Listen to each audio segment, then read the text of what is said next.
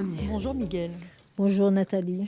Je le disais, vous êtes vice-présidente du collectif des femmes d'outre-mer et du monde, le FOM. Est-ce que c'est votre propre histoire qui vous a mené à cet engagement ? Alors pas véritablement. En fait, c'est d'abord, évidemment, ça en découle, mais c'est d'abord une amie, c'est Vanina Noël, qui est la fondatrice du CFOM et qui m'a un petit peu entraînée là-dessus. Donc, elle a créé ce collectif il y a 2-3 ans. Il a accompagné pas mal de personnes autour de la violence faite aux femmes. Et ensuite, on a discuté, on s'est reconnus par certaines blessures et nous nous sommes dit ce serait bien d'insérer là-dedans l'inceste et la violence faite aux enfants. Voilà, c'est comme ça que ça a commencé. Moi, moi, je suis quelqu'un qui s'est battu contre ce fléau-là, contre les souvenirs. Et ce qui m'a convaincu, c'est une agression en 2021, le 5 janvier 2021, une agression dans le métro. On me vole mon portable et puis c'était pour moi l'agression de trop. Et donc, le 7 février d'après, très en colère, je dis à ma fille adoptive, je vais voir mon oncle. Elle me dit, quel oncle? Je dis, mon oncle. Elle me dit, le fameux oncle? J'ai dit, oui. Et je suis allée le voir pour lui poser la question, pourquoi il m'avait fait ça. Alors, ça, c'était des attouchements quand j'étais petite et un viol probablement, puisque après 8 ans et demi de thérapie, sauvée un petit peu de toutes ces douleurs-là par Viviane Romana, qui était ma thérapeute à l'époque, on s'est rendu compte que l'inceste avait commencé au plus jeune âge. Donc, des choses dont je ne me souvenais pas, évidemment. Et puis, évidemment, il fallait parler de cela, il fallait mettre des mots sur les mots MAUX, et puis il fallait aussi combattre et que la parole soit portée pour nos territoires d'outre-mer. Non pas que ça ne soit pas fait, il y a des associations qui se battent pour ça, mais c'est tellement assourdi il était temps de prendre un petit peu le taureau par les cornes et puis dire que bon, il y a des enfants qui souffrent encore et qu'il faut.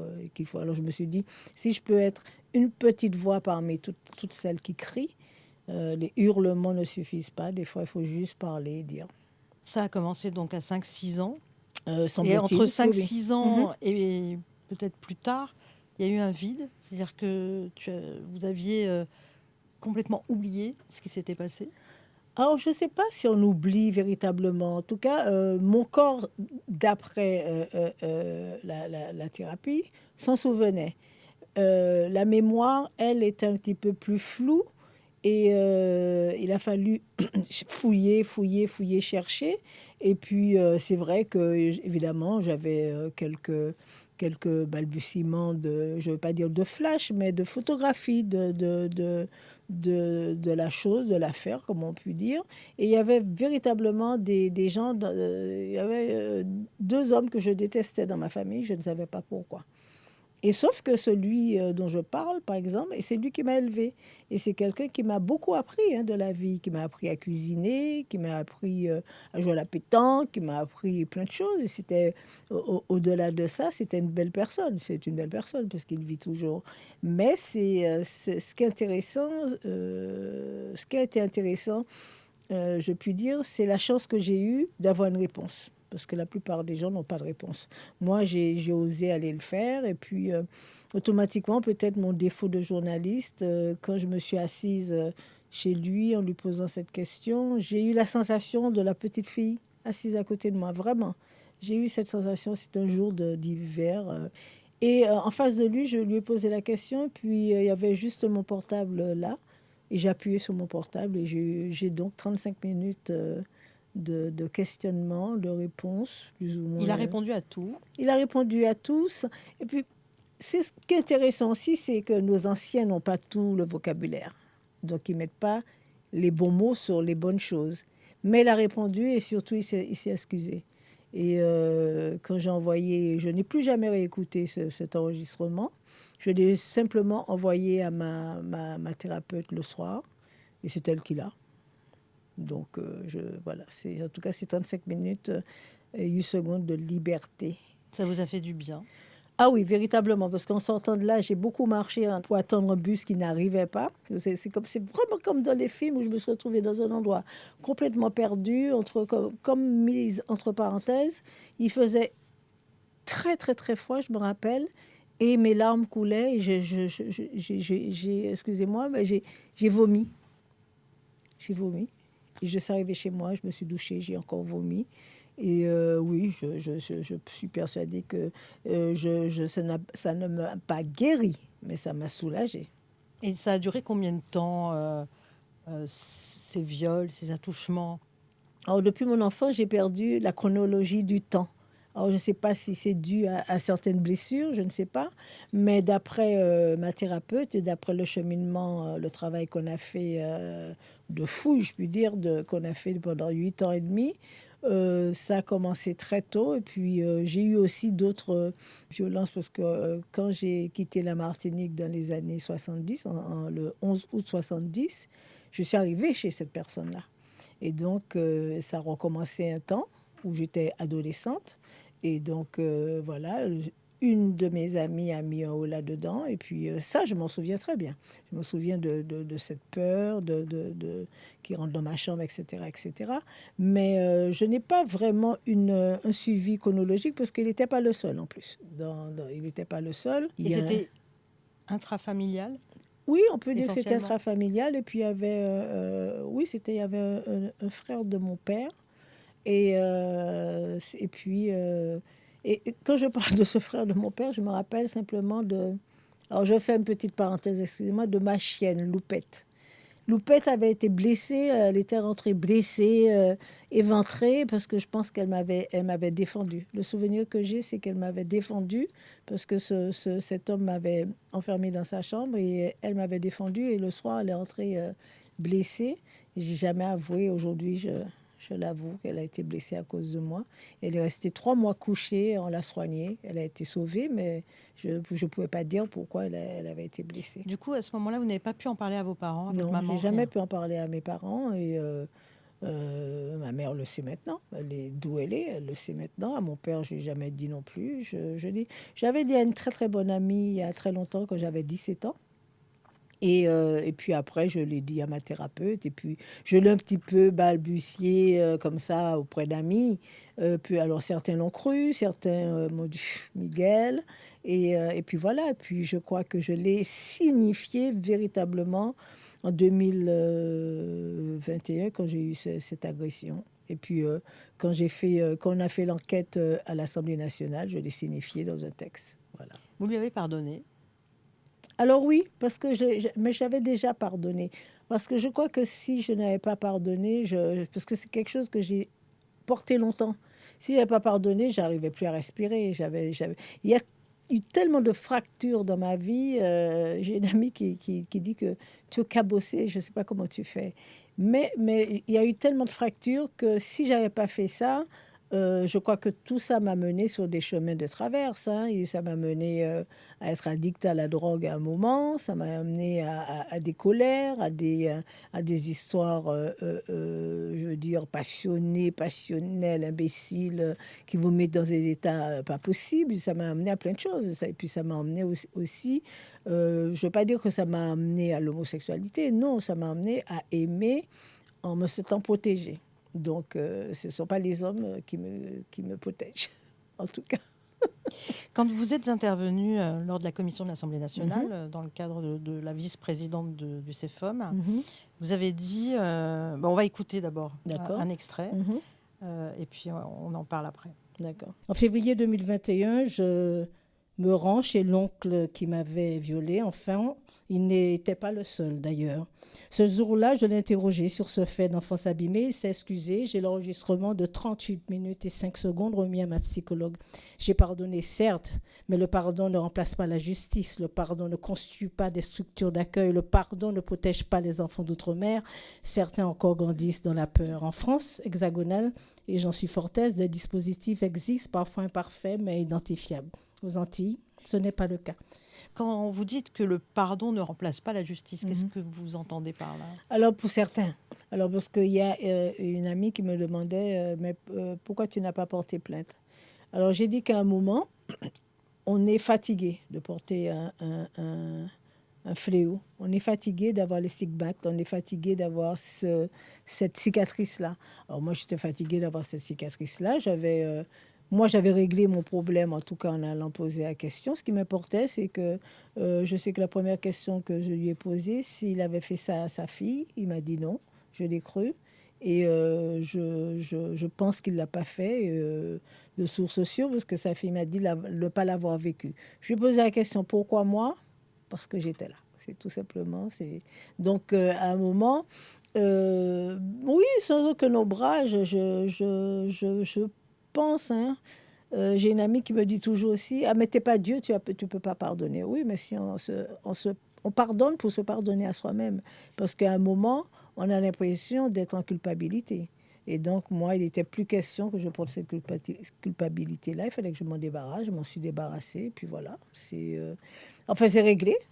Même si ça me rattrape de temps en temps, parce qu'il y a des choses qui vous rattrapent, ne serait-ce que dans un mauvais rêve, dans un cauchemar, dans une histoire d'amour qui ne fonctionne pas, vous vous dites, oh, vous n'êtes pas à la hauteur, etc., que c'est certainement lié à tous ces désagréments, des déséquilibres de vie. Mais voilà, alors on se porte dans des engagements tels que le CEFOM, on essaie d'entendre la voix de nos enfants, parce que les Outre-mer, c'est carrément gommé dans toutes les décisions. Les Outre-mer, c'est trop loin, on les entend pas assez. Et donc, il faut vraiment continuer à se battre. Et pour cela, oui, je me suis débarrassée de cette cicatrice-là pour pouvoir aller de l'avant. Est-ce que c'est encore plus difficile quand ça se passe dans les Outre-mer ? Quand ça se passe sur une île, dans des villages, dans des villes où tout le monde se connaît, bien sûr. Est-ce que c'est encore plus compliqué à vivre? Bien sûr, certainement, parce qu'il y a déjà, c'est difficile partout. C'est difficile dans une famille de savoir qu'un être cher a blessé un enfant, a violé, il faut pouvoir dire aussi le mot, a violé un enfant, non, c'est difficile partout. Mais le problème, c'est que moi, je sais qu'avec les associations, Vanina, Noël et moi, on se bat, parce qu'on se dit, ce qui est difficile, c'est qu'ils ne puissent pas entendre que eux, ils ont quelques infrastructures pour les aider. Nous, on n'a rien. Alors moi, j'ai des amis qui ont vécu ça aux Antilles et qui ne le diront jamais. Parce que c'est difficile de dire ça à sa famille, parce qu'on est ou chef de famille, ou c'est une famille connue, ou X, Y, Z, quelle que soit la raison, c'est compliqué, parce que c'est vrai qu'on est dans des dans des familles qui se connaissent toutes et qui sont à proximité. Alors, le qu'en dira-t-on, moi j'ai une amie qui a dit ça, son père était, comme on dit chez nous aux Antilles, un go chap, et ben ça a été, parce que surtout quand la famille ne vous soutient pas. Quand la famille ne vous soutient pas, c'est encore pire. Elle s'est fait rejeter par toute sa famille et c'est compliqué de continuer après sans famille. C'est un sujet qui reste très tabou. Bien sûr, absolument. Quand vous dénoncez le manque de structure, le manque d'accueil, qu'est-ce qu'il faudrait ? Alors déjà, il faudrait penser outre-mer. Il faudrait déjà que ceux qui pensent pour l'outre-mer, à la place de l'outre-mer, se disent que tout ce qui se passe en France se passe aussi en outre-mer. On se bat bien contre la drogue en outre-mer, contre la violence en outre-mer. Il faut penser aussi qu'il y a l'inceste, qu'il y a autre chose. Il y a les problèmes de famille, il y a les problèmes sociaux. Donc, il faut absolument penser que l'outre-mer, déjà, c'est pas une poubelle et qu'il faut aussi la nettoyer. Et idéalement, ça ressemblerait à quoi? Une structure d'accueil? Oui, il faut des structures d'accueil. Il faut déjà former, ça commence à se faire en Guadeloupe et en Martinique, mais il faut former les gens pour accueillir pour pouvoir accueillir les enfants.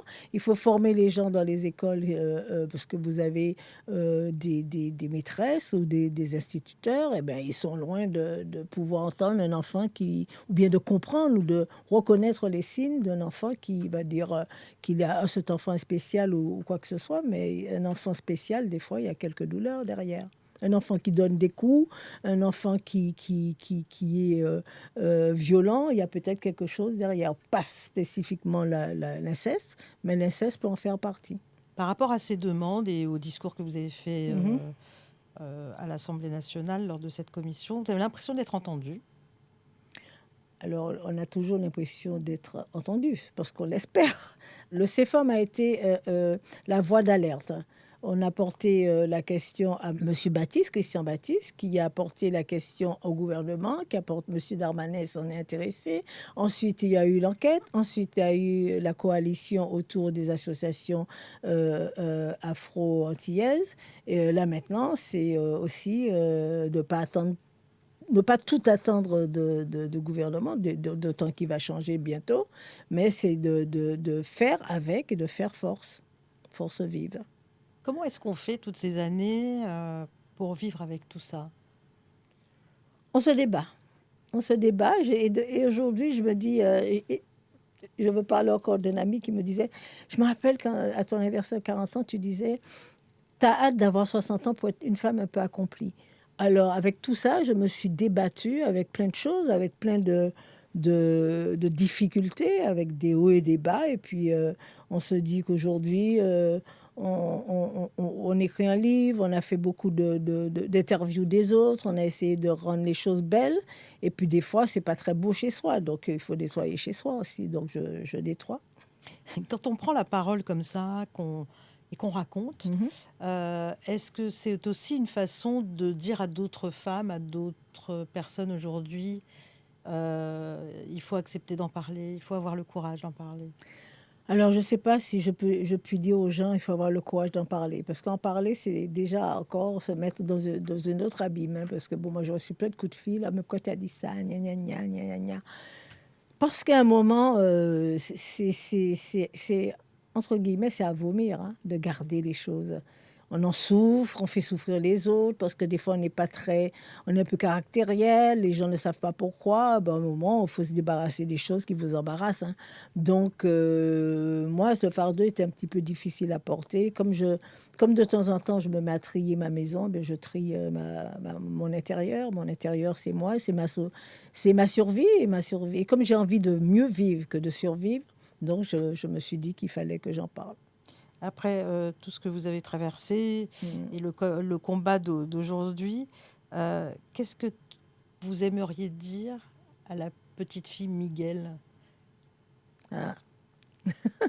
J'ai dit, bon, on va arrêter de pleurer, puis on va grandir, parce qu'elle a pris du temps à grandir, hein, la petite fille Miguel, mais je crois que j'espère tout simplement qu'elle est un peu contente de tout ce cheminement. Et puis, on a traversé des choses un peu difficiles. On est tombé plusieurs fois, on s'est blessé, on est remonté. Et puis là, j'espère que là, elle va pouvoir faire sa route avec plein de lumière. C'est ce que je lui souhaite, c'est plein de lumière. Et est-ce qu'on se dit que parfois, on est ce qu'on est parce qu'on a vécu aussi tout ça? Ah oui, sans doute. C'est comme les gens qui survivent à un accident, soit un accident de voiture, un coup de couteau. On a quelque chose à apprendre de tous nos maux, hein, de toutes les blessures. Donc oui, je crois que j'ai survécu. Et puis, il y a un truc qui s'est passé le lendemain de mon anniversaire, le 3 octobre 2014. Ma mère meurt. Je suis née le 2. J'ai 55 ans le 2 octobre 2014. Pendant que je fête, le lendemain, on m'appelle, ma mère n'est pas bien, ma mère meurt d'une crise cardiaque. Et ça, ça a été quelque chose ça a été un abysse. Je ne savais même pas que ça allait me faire être aussi déroutée. Alors, vous êtes tenu de sortir du gouffre et de porter toute cette lignée, de la porter bien. Et donc, vous êtes obligé de sortir aussi de ces fractures, inceste, les coups, voilà, enfants battus, etc., les viols un peu plus grands. Et puis, vous vous dites que malgré tout, la vie mérite ça. Hein. La vie mérite ça. Quand vous êtes au milieu d'un concert, que vous voyez des choses belles, quand vous êtes en train de marcher dans la rue, vous faites une photo, la photo vous transmet quelque chose de beau, ben vous êtes obligé de vous embellir. Alors j'essaie de m'embellir. C'est joli. Vous n'avez jamais pensé à l'écrire tout ça? Parce que là, vous venez de sortir un livre Oui. qui s'appelle Pêle-mêle. qui raconte beaucoup plus vos rencontres. Absolument. Mais vous n'avez jamais pensé à écrire sur cette histoire, votre histoire? En fait, pêle-mêle, ce qui chante en moi, ça a été, une faveur que je me suis faite parce que j'ai écrit un premier livre qui s'appelle Mes femmes flambeaux, c'est-à-dire toutes ces femmes que j'ai rencontrées qui ont fait que je suis sortie de la boue, entre guillemets. Parce que il faut des rencontres aussi pour aller mieux, pour se porter. Simplement, j'ai eu une préface d'une très chère amie qui s'appelait Marie Scondé, qui avait un peu parcouru ce livre et qui m'a dit qu'il est très beau, qui m'a offert ma préface. Et Marie est décédée. Et moi, j'ai eu ce qu'on appelle le syndrome de l'imposteur. J'ai dit non, je ne suis pas prête. J'avais déjà signé le contrat avec l'éditeur et j'ai dit non, moi, je ne suis pas prête à porter ce manteau-là. On va dire que je surfe. Enfin bref, anyway, je lui ai dit fais-moi une faveur et je vais sortir le pêle-mêle de tout ce que j'ai écrit depuis que je suis jeune, depuis mon adolescence jusqu'à mes 67 ans. Et donc ça a été pour entrer aussi dans la peau du personnage, dans la peau d'un auteur, parce que j'ai beaucoup écrit évidemment, mais tant c'est pas parce qu'on écrit de jolies pages qu'on est écrivain. Donc j'ai voulu apporter un petit peu la plume en tant qu'écrivain. Et puis, oui, cette histoire, je vais la raconter. Il faut que je la raconte. Et puis je la raconte déjà avec les mots, sur mon site, je la raconte. Et je crois que, et puis avec le CFOM, on va la raconter parce qu'il faut que j'aille sur le terrain, voir des enfants, leur dire, aller dans des écoles, aller dans des bibliothèques et parler aux enfants, leur dire qu'ils ont le droit de dire ben non. Et surtout, ils ont le droit de dire, tu m'as fait ça, quoi. Tu m'as fait ça, et qu'est-ce qu'on fait maintenant? Donc, c'est une dernière chose, on parlait de l'inceste intrafamilial, mais quand on voit tout ce qui arrive dans l'actualité aujourd'hui, bien sûr. de ces enfants qui sont violentés dans les crèches, Tout et à tout fait. petits, ça doit vous faire mal aussi. Ah, moi, c'est terrible. Moi, j'ai un petit qui s'appelle Gabriel, qui est mon petit voisin que j'ai adopté depuis ces 5 jours. Et je l'emmène à la crèche pratiquement, je suis à la retraite maintenant, donc je l'emmène à la crèche pratiquement tous les jours, le matin. Et il avait un camarade qui charmant, mais qui n'arrêtait pas de le frapper chaque fois qu'il arrivait. Et je me suis agacée un jour, j'ai dit, ça suffit, stop. On me répond, oui, ce sont des enfants. J'ai dit, non, mais la violence commence ainsi. C'est-à-dire qu'à force de dire que ce sont des enfants qui s'habituent à la violence, c'est terrible. Alors, en plus, ce qui se passe dans les crèches, moi, je suis toujours très troublée parce que je n'ai rien contre les hommes, messieurs, je n'ai rien contre vous, mais je suis toujours très troublée quand il y a beaucoup d'hommes quelque part avec des enfants. Je suis toujours un petit peu craintive, alors que des fois, il n'y a pas de raison d'être, très sincèrement. Mais c'est ce qui reste en moi dans cette entité-là. Et donc, oui, alors tout ce qui se passe avec les enfants, il a fallu une affaire Liana pour que les gens se rendent compte qu'il y a de la violence faite aux enfants. Mais non, ça existe tous les jours. Il suffit de regarder des fois comment les gens se comportent avec les plus jeunes ou les plus faibles pour se dire que la violence, elle existe et qu'il est temps d'enrayer tout cela. Donc un livre, pêle-mêle, en tout cas, qui vient de sortir. Oui. Un site internet aussi, Oui, où oui. on peut découvrir un peu vos écrits. Tout à fait. Et puis vous accompagner, on vous voit aussi continuer à suivre des artistes. Ah oui, Parce que avec ça, plaisir. vous aimez ça Ah oui, aussi. c'est ma survie. C'est ce mon qui oxygène. C'est votre oxygène. C'est véritablement mon oxygène. En tout cas, merci beaucoup. Merci pour ces confidences, Merci Miguel. Nathalie. Merci et beaucoup. à très bientôt. À très bientôt. Au revoir. Au revoir.